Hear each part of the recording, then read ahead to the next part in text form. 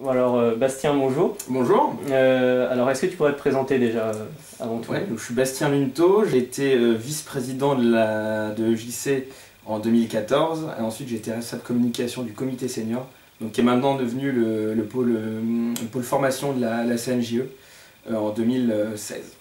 Voilà, et maintenant je suis consultant chez 42 Consulting. D'accord, très bien. Et du coup, ton aventure à EJC, pourquoi tu l'as commencé? Pourquoi tu as rejoint EJC? Tu t'attendais à quoi? J'avais beaucoup regardé la plaquette Alpha quand je suis rentré à l'école en 2012. Et une des associations que je trouvais le plus intéressante, c'était le JC, parce qu'il y avait tout cet aspect professionnalisation, ce pont entre ce qu'on peut apprendre à l'école et ce que les entreprises vont nous demander à nous. Et justement, ce que proposait le JC, qui était de faire ce pont, d'organiser cette rencontre entre des professionnels et le monde académique, je trouvais ça super intéressant, et encore plus d'y participer, d'être celui qui fait le lien justement entre ces deux mondes, et qui aide les étudiants à la fois à gagner de l'argent de manière professionnelle, en bossant pas chez McDo, mais en faisant des études vraiment statistiques, et aussi à rencontrer les clients et à leur montrer que ouais, ce qu'on apprend à l'NSAI, c'est utile dans leur business, et c'est utile aussi pour eux, leurs futurs clients, etc. Du coup, quand tu t'es engagé dans le JC, quel pôle t'a intéressé le plus et J'ai pourquoi? commencé par le pôle informatique en 2013 du coup. C'était le pôle où j'avais plus d'appétence simplement. J'avais hésité beaucoup entre communication et informatique. Par la force des choses, j'ai été membre du pôle informatique avec Stéphane qui était mon responsable. Et on a redéveloppé le site internet de l'OJC à l'époque. Celui d'avant était bien vieux. Donc on l'a refait une première fois, il a encore été refait depuis. Mais du coup ça c'était vachement intéressant. Et je pense que c'était travailler entre la com et tout ce qui était présidence pour réussir à passer les bons vecteurs de communication sur site internet et réussir à développer le business, essayer de développer toutes les opportunités en communication externe. Donc voilà, c'est vraiment tout ce qui était aspect informatique et j'ai continué là-dedans depuis. Ok. Est-ce que tu as eu des différences entre ce à quoi tu t'attendais et ce à quoi tu as été confronté? Par exemple, est-ce que tu as eu des déceptions? Est-ce que tu as trouvé peut-être un volume de travail trop important? En fait, j'ai été étonné que ça soit aussi professionnel. Je pensais que c'était une association où c'était un peu, enfin pas la bonne franquette, mais c'était carré, mais pas à ce point-là. Et quand je suis rentré dedans, quand j'ai vu la tonne, un peu de paperasse, ça s'est un peu calmé depuis. Mais il y avait énormément de paperasse à l'époque sur tout ce qui était études, conventions étudiants, etc. Et savoir que c'était aussi bien cadré pour des raisons notamment légales, et aussi bien formé par tout ce qui était congrès régionaux, confédérations et même par les anciens qui venaient de temps en temps. Tout cet aspect formation et passation d'une équipe à une autre qui se fait de manière très élaborée, avec des présidents qui sont là sur 2 ans, etc. Ça m'a étonné, j'ai vraiment découvert une structure qui était plus professionnelle que ce que j'imaginais, qui demandait aussi beaucoup plus de travail, surtout quand on faisait ensuite partie du pôle présidence. Mais c'était du travail où je me sentais vraiment utile. Donc je considérais pas ça comme du temps perdu, bien au contraire, je considérais du temps où ça m'amusait de faire ce que je faisais. Et je trouve que c'est ce qui est important. Donc, comme tu l'as dit, ça t'a demandé beaucoup de travail, mais par rapport au travail à fournir pour les cours de l'NSAI, est-ce que ça t'a posé un problème? Pas forcément, parce qu'on a eu la chance, avec le directeur des études de l'époque, qui était Laurent Di Carlo, de pouvoir bénéficier d'une dispense de cours optionnels du jeudi après-midi. Donc de pouvoir vraiment consacrer une après-midi pleine dans la semaine au développement de la junior entreprise, avec l'association de Crédit ECTS. Donc ce qui permettait de vraiment mettre en valeur cette expérience professionnelle au sein du parcours académique. Donc cette libération du temps de travail permettait de vraiment passer plus de temps dans la junior entreprise. Après, il s'avère que oui, c'est difficile, notamment en période de partiel, quand on doit enchaîner les examens. Faut essayer de aussi faire comprendre aux clients qu'on reste malgré tout des étudiants et qu'un étudiant ça a des contraintes, notamment des contraintes de cours, et que si on veut lui dispenser le meilleur service possible, il faut aussi que les étudiants passent le plus de temps possible sur les cours afin de comprendre et de rendre les meilleures études possibles. Donc ça, généralement, quand on le disait aux clients, il n'y avait pas trop de soucis, ils comprenaient pourquoi on faisait ça et quelle était la plus-value d'un temps de traitement un peu plus long dans les études. Donc voilà, c'était l'association des deux, d'une école qui nous a beaucoup aidé, de clients qui étaient très compréhensifs, qui a fait qu'au final c'était pas forcément très dur de marier les deux. Oui, donc tu nous as dit, tu as commencé par nous dire que tu avais été donc vice-président de EJC. Je voulais savoir pourquoi tu avais voulu prolonger ton expérience JE en tant que vice-président, pourquoi tu avais voulu arriver dans le pôle présidence? Parce qu'à la fin de mon mandat, j'avais une grande frustration, c'était de m'être occupé, entre guillemets, que de l'informatique. Et qu'il y avait énormément de facteurs que j'avais découverts tout au long de l'année, notamment tout ce qui était congrès régionaux, et malheureusement pas les congrès nationaux à l'époque. Et je trouvais ça super intéressant de poursuivre dans cette voie. Et c'est pour ça qu'avec Roxane, qui était présidente, et moi-même vice-président, on a décidé de continuer. Et moi notamment sur tout ce qui était poursuite des relations, non seulement avec les partenaires, donc on avait signé un partenariat avec Amaris à l'époque, et celui de la BNP. Et en plus, tout ce qui était relation avec le reste du monde des juniors. Et du coup, on a pu comme ça j'ai fait mon premier congrès national en 2014 à Seignos. J'étais tout seul à l'époque. Le congrès national d'hiver, ensuite, on était 2. Et le congrès d'après, on était 8. Et le congrès d'après, on était 16. Et réussir à avoir relancé ce mouvement, à relancer l'intégration de la junior au sein du mouvement des juniors entreprises, c'est aussi ce qui me motivait à continuer en tant que vice-président. Voilà, c'était réussir à se réintégrer à la place où on doit être, c'est-à-dire parmi toutes les autres juniors entreprises, et pas forcément en dessous en étant un peu à part du mouvement. Pendant tes 2 mandats, de quoi as-tu été particulièrement fier que EJC a accompli? Je pense que ce dont je suis le plus fier, c'est pas forcément ce qui a été fait durant mon mandat, c'est la dynamique qu'on a réussi à relancer. On est parti, quand je suis arrivé, on avait eu un AC, un avertissement conservatoire. Donc du coup, on est passé après un très très gros mandat. Et du coup, c'était un peu dur de relancer la machine, de remotiver tout le monde. Et donc on a eu une petite phase de creux qui avait été très bien gérée, mais qui était quand même difficile à manœuvrer. Et je pense, ce dont je suis le plus fier, c'est d'avoir réussi à participer à la relance un peu, et d'avoir réussi à réintégrer le mouvement, d'avoir réussi à envoyer la junior dans la L30, avoir réussi à aujourd'hui faire que l'NCI Junior Consultant organise un congrès régional par exemple. Je pense que ça c'est toute une dynamique, et donc ce dont je suis le plus fier, c'est d'avoir réussi à participer à relancer cette dynamique afin que les mandats suivants aient pu accomplir les tâches qui leur semblaient les plus importantes et desquelles je pense que tous les anciens sont très fiers. Que penses-tu avoir appris en tant qu'administrateur de JC? J'ai appris déjà tout ce qui était le dialogue avec des clients d'un point de vue professionnel.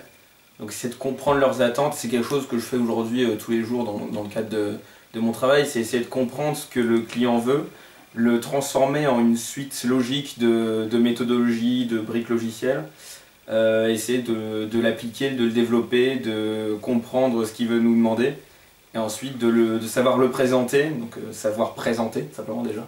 Donc c'est voilà, tout un tas de capacités, d'abord de présentation, de capacité orale, de capacité de compréhension des besoins commerciaux.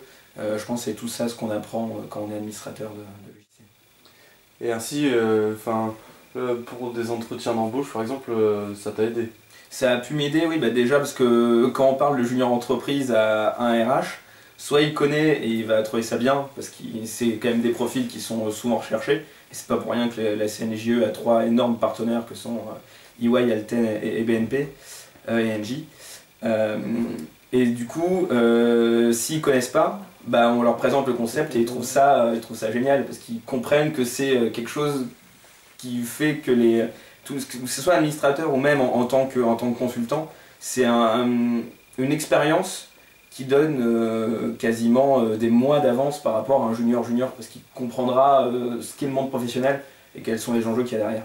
Donc quand on leur présente, ils trouvent ça bien, et en plus on a une aisance à l'oral qu'on a pu développer en entretien client qui fait qu'on comprend mieux ce qui nous est demandé et on sait souvent mieux répondre aux questions. Donc à chaque fois, donc dans les deux mandats que tu as effectués, tu as fait une phase de RFP où tu as formé des gens. Oui. Est-ce que c'est quelque chose que tu as aimé, ou qu'est-ce que tu as pensé du fait de pouvoir former des gens au métier entre guillemets de junior entrepreneur? C'est non seulement quelque chose que j'ai aimé, c'est quelque chose que j'ai voulu poursuivre par la suite, parce qu'en tant que membre du comité senior, j'ai pu aller former sur tous les congrès régionaux de France pendant 1 an. Donc j'ai dû faire entre 15 et 20 formations en 1 an, après mon mandat à l'EJC. Donc du coup, tout ce qui est aspect formateur, c'est quelque chose qui me passionne, pouvoir essayer de transmettre de la connaissance et de la compétence aux gens. Alors on apprend évidemment jamais mieux que quand on le fait soi-même, mais leur donner au moins des clés leur dire bah si vous faites comme ça, vous verrez, ça fonctionnera vachement mieux. Et ils essayent, ils font ah ouais, effectivement, ça fonctionne super bien. Et voir un peu des étincelles pétiller en mode mais ouais, c'est comme ça qu'il faut faire. Et voilà, transmettre cette compétence et ces connaissances, c'est quelque chose qui est super gratifiant parce qu'on a l'impression de voir les gens en face de nous qui sont un peu émerveillés pour des choses sur lesquelles on a déjà passé souvent beaucoup de temps. Et leur faire gagner du temps comme ça, leur faire monter en compétences, bah, c'est quelque chose qui est vraiment passionnant. Donc justement, tu viens de nous parler des congrès, ça a été pour toi, j'ai l'impression, quelque chose d'important, un moment fort. Quel a été le moment le plus fort que tu as vécu à EJC? Le moment le plus fort que j'ai pu vivre à EJC, je pense c'est après mon mandat. C'est pas forcément quand on a fait partie de la L30, c'était un moment fort aussi. Ça a été quand on a vu la junior continuer à grandir. Quand j'ai vu qu'il y avait l'organisation d'un congrès régional, quand j'ai vu les événements qui avaient été organisés pour les 20 ans, quand j'ai vu le nombre de membres de la junior qui allaient aux congrès nationaux, desquels j'ai pu participer aussi en tant que du coup, membre de la CNJE, quand j'ai vu tout ça, ouais, ça m'a mis une claque, me dire bah voilà, maintenant EJC c'est 18 membres qui vont aux congrès nationaux, c'est une junior qui se porte bien, c'est une junior qui organise des événements, c'est une junior avec des gens qui sont tous contents d'être là, qui sont tous heureux, qui ont tous l'impression d'apprendre quelque chose. Et de voir ça de l'extérieur, c'est de se dire ouais, ok, j'ai réussi.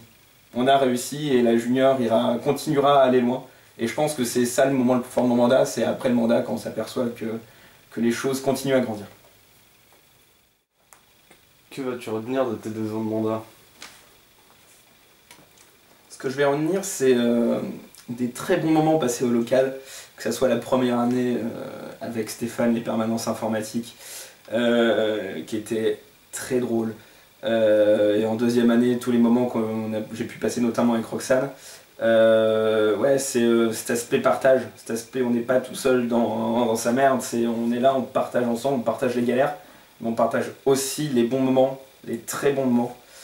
Et ouais, c'est ce que je retiens principalement de mon expérience en junior et des 2 ans dans la junior, c'est voilà, ce partage que j'ai pu avoir avec les autres membres et pouvoir construire quelque chose de grand. Tu nous as dit donc que tu étais particulièrement fier de l'évolution de JC. Est-ce que tu envies certains de tes successeurs ou qui auraient trouvé des choses où tu te dis ah mince, j'aurais bien aimé avoir cette idée, ou est-ce que tu as trouvé certaines innovations dans ces dernières années qui t'ont particulièrement plu? Bah, voir que chaque année il y a un gros événement qui va être organisé et que bah, ça a atteint notamment un climax pour les 20 ans. Et c'est pas que j'envie pas mes successeurs parce que on peut pas envier des gens qui. Enfin, avec leur recul, ce qu'ils ont fait, j'aurais pas pu le faire. Mais je les envie pas, je me dis que j'ai fait à la hauteur des moyens qu'on avait, à la hauteur des ambitions qu'on avait aussi. On n'avait pas forcément pour ambition d'être L30, typiquement à l'époque. On n'avait pas forcément pour ambition de faire un CR. C'était des idées qui avaient germé, qu'on avait essayé de transmettre aux successeurs, des sortes de graines qu'on a poussées, qu'on a vu ensuite grandir. Donc je suis pas forcément envieux, je suis plus fier de ce qui a pu être fait ensuite par les successeurs. Et même notamment, ça passe par les événements, mais ça passe aussi juste par la poursuite du business et de voir que le CA, année après année, continue à faire son chemin, voir que les clients sont toujours contents, continuent de faire appel à la junior entreprise, notamment l'étudiant auquel j'ai pu participer au tout début. Donc j'ai vu l'étude pareil grandir et voir qu'aujourd'hui c'est un client qui fait confiance en la junior entreprise. Ouais, c'est quelque chose dont on peut être fier. Et donc tu nous as dit qu'ensuite, tu nous en as déjà un peu parlé, tu as été à la CNJE. Ouais. Il n'y en a pas beaucoup à EJC qui ont été ensuite à la CNJE, donc est-ce que tu pourrais nous dire un peu quelle a été la suite finalement une fois que tu as quitté EJC, quelle a été la suite de ton parcours à la CNJE? Donc du coup j'ai fait 1 an responsable communication du comité senior des juniors entreprises. Donc c'est une entité qui a maintenant disparu, qui a fusionné avec la CNJE, qui est maintenant le pôle formation. Son but à l'époque c'était d'organiser des formations chez les juniors entreprises. Donc aller dans les juniors, déjà les juniors viennent vers nous disaient bah nous on a des soucis en communication, on a des soucis en trésorerie, on a des soucis en développement commercial. Et nous on était là, on disait bah très bien, on a une trentaine de consultants qui sont tous des anciens juniors entrepreneurs qui viennent de Rennes, qui viennent de Paris, qui viennent de Lille, qui viennent de grosses juniors entreprises, de petites juniors entreprises. Et nous, notre boulot, c'était justement de mettre en relation ces consultants avec les juniors entreprises et que ces consultants passent toute une journée, tout un samedi, tout un week-end ou juste un Skype en fonction des besoins et d'aller justement leur apprendre et faire progresser sur un point précis qui pour eux était un point un peu problématique ou sur lesquels ils avaient besoin d'un peu de recul. Donc c'est contrairement à l'audit où on essaye de tout passer en revue et de lancer quelques graines d'idées pour dire qu'on fait un peu de conseils mais c'est surtout passer en revue le cadre légal. Bah là c'était au contraire c'était juste se focaliser sur un point et regarder pendant une journée le faire grandir et regarder ensuite 3 mois, 6 mois après si les conseils ont bien été suivis et si la junior se porte mieux dans ce point là. Donc mon rôle moi c'était de mettre en valeur justement tout ce qu'on pouvait faire dans ce cadre là au comité senior. Donc c'était du community management, donc gestion des pages Twitter, Facebook, LinkedIn. C'était les mailings, c'était les présentations en congrès. J'ai fait notamment la plénière du dernier congrès national d'été à Seignos. Donc ça passait, mais j'ai fait 2 vidéos aussi, et donc c'est des choses que j'avais pas du tout eu l'occasion de faire à l'EJC. C'est des idées que j'avais pu avoir, mais que j'avais pas eu l'occasion de faire parce que simplement c'était pas mon rôle.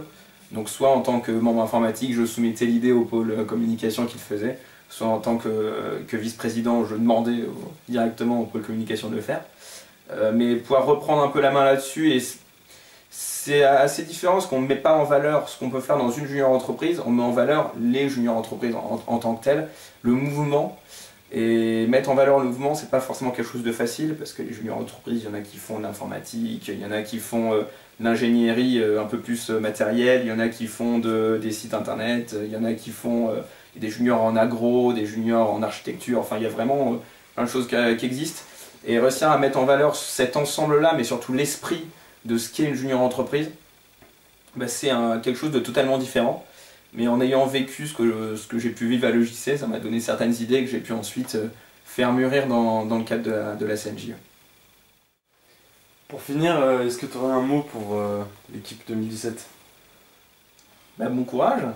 C'est toujours, mais c'est forcément quand on commence sur les premiers mois, on a besoin de courage.